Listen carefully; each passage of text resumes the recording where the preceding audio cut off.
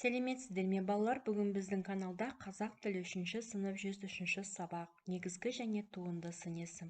Сендермен бірге Майра апай әдеттегідей барлық тапсырмаларды түсінікті етіп бірге орындайтын боламыз. Сендер лайк басып, тіркеліп кетуді ұмытпаңдар. Негізгі және туынды сын есім. Балалар, берілген мына ережеге назар аударып, ережені жақсылап түсініп оқып алып және оны жаттап алыңдар. Мен сендерге бүгінгі ережені мына сызба бойынша түсіндірейін. Сын есім негізгі және туынды болып екіге бөлінеді. Негізгі сын есім түбір сөзден болған сын есім, мысалы қалың, әдемі. Туынды сын есім түбір сөзге жұрнақ жалғану арқылы жасалған сын есім, мысалы өнерлі, саналы. Өнер түбір лі жұрнақ, сана түбір лы жұрнақ. Керемет балалар, жаттап алуды ұмытпаңдар. Бірінші жаттығуда мәтін берілген. Мәтінді тыңдап алыңдар балалар. Мұраттың бастауы. Ойын алаңының арғы жағындағы кішкене жартастың түбінде бір топ құрақ өсіп тұрған. Бірде соның жанына барып демалып отырдық. Бұрын осы жерде бастау болған, дейді атам. Әне жер дымданып жатыр. Қазып көрсек қайтеді? Мүмкін су шығар, деді Мұрат. Оның сөзіне әркім өзінше күлкіге айналдырып жіберді. Мейлі күле беріңдер, деп Мұрат өкпелеп кетіп қалды. Біз қайтадан ойынға кіріскенбіз. Мұрат келе жатыр, деп бір бала дауыстап жіберді. Жалт қарасақ, Мұрат келе жатыр екен. Қолында күрегі бар. Ол әлгі ойпаң жерді қазуға кірісті. 2-3 күрек бойы қазғанда су шығып бүлкілдеп аға бастады. Бізде үн жоқ. Мұрат бізге күле қарап, бастаудың мөлдір суынан ішіңдер, деді. Біз бастау суын қос уыстай іліп алып ішіп жатырмыз. Салқын су қандай тамаша десеңші. Нағашбек Апалбековтен. Балалар, бұл мәтінде сендерге таныс емес сөздердің кездескенін білем. Осы мәтінді жақсы түсіну үшін осы кездескен таныс емес сөздермен жұмыс жасайық. Құрақ өсіп тұрған. Яғни құрақ дегеніміз сөздіктен іздеп көрейік. Яғни қалың, өте қуатты, өте су сүйгіш өсімдік екен балалар. Дымданып деген таныс емес сөзге назар аударсақ, дегені бізге түсінікті болған сияқты, бірақ сонда да сөздіктен қарап өтейік. Дымдану, ылғалдану, дымқылдану, сулану деген мағынаны білдіреді екен. Келесі бізде ойпаң деген жаңа сөз. Яғни ойпаң деген тегіс жерден қарағанда төмендеу, ойлы жерді айтады екен. Яғни әлгі ойпаң жерді қазуға кірісті деген. Ал балалар, бастаудың мөлдір суынан дейді. Бастау дегеніміз балалар, жер асты суларының жер бетіне өздігінен шоғырлана шығатын жері, яғни бұлақтың басы, бұлақтың көзі деп айтсақ болады балалар. Неге бүгін сендерге мәтінді жақсылап оқып беріп, ондағы жаңа сөздермен таныстырып өттім балалар. Олай болса, келесі тапсырмаға көшейік. Сұрақтарға жауап бер. Балалар қай жерде ойнады? Ойын алаңның арғы жағындағы кішкене жартастың жанында ойнады. Балалар ойнаған алаңда бұрын не болған? Бастау болған. Мұрат бастауды қандай белгілерге қарап тапты? Мұрат бастауды жердің дымданып тұрғандығынан және жердің ойпан болғандығынан тапты. Мұраттың бастауды табуына қандай қасиеттері көмектесті? Мұраттың бастауды табуына оның зеректігі мен ақылдылығы және атасының әңгімесін зер салып тыңдағаны көмектесті. Бұлақ суының адамға қандай пайдасы бар? Бұлақ суы шөлді қандырады. Бұлақ суының құрамында денсаулық үшін маңызды және судың дәмін беретін барлық маңызды минералдар бар. Және көп ауруларға ем. Келесі тапсырма, мәтіндегі сын есімдерді тап. Мәтінде кішкене, ойпаң, салқын, мөлдір деген сын есімдер кездесті.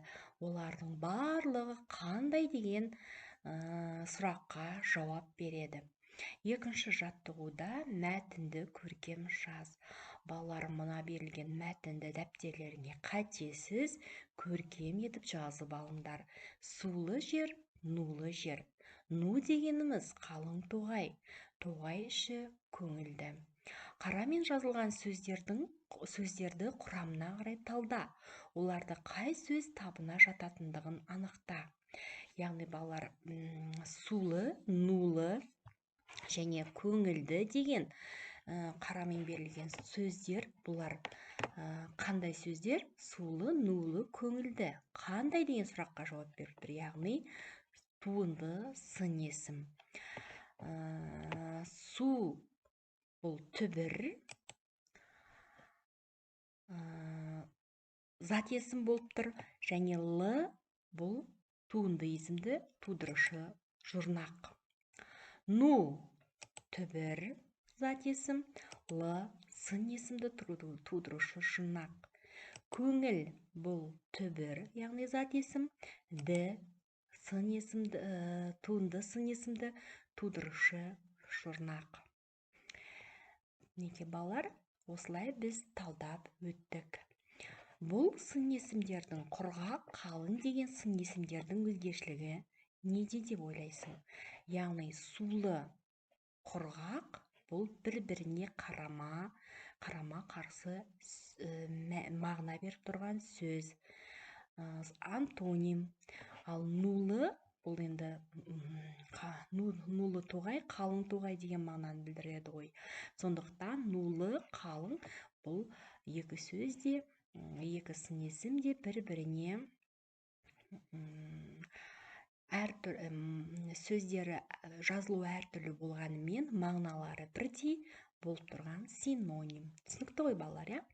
Керемет, жарайсыңдар. Олай болса келесі тапсырмаға көшейік. Келесі тапсырма бізде үшінші жаттығу берілген негізгі және туынды сын есімдерді салыстырып, олардың ұқсастығы мен айырмашылығын тап. Балалар, бізге жаңа, көк, әдепті, сүтті, атақты, жүйрік, көктемгі деген сын есімдер берілген. Біз осы сын есімдердің қайсысы негізгі сын есімге жатады, қайсысы туынды сын есімге жатады екенін жылдам ажыратып алайық. Жаңа тек қана түбір сын есім, яғни ол негізгі сын есімге жатады. Көк тек қана түбір сын есім, яғни ол да негізгі сын есімге жатады. Әдепті, әдеп түбір, ті, жұрнақ туынды сын есімге жатады. Сүтті, сүт түбір, ті, жұрнақ туынды сын есімге жатады. Атақты, атақ түбір, ті, жұрнақ туынды сын есімге жатады.